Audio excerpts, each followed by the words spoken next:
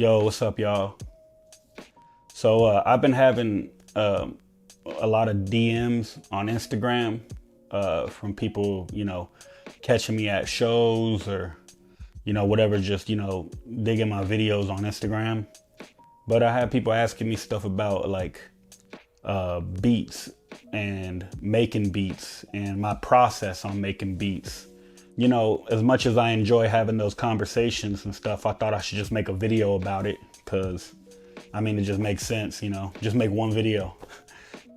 One question I get a lot is, people ask me if the MPC2000 Classic is a good first beat machine for like a beginner. There's a lot of factors to that. You know what I'm saying? Like you have to take in mind that there's very limited space on this machine. You're using floppy disks.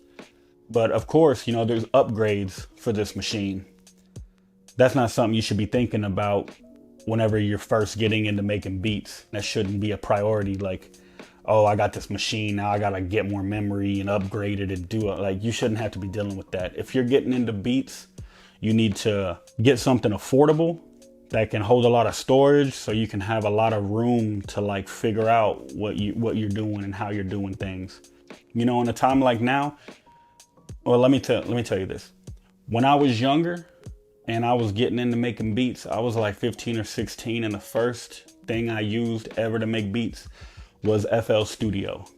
And I remember people used to clown on you for FL Studio, but FL Studio was the very first thing that I used.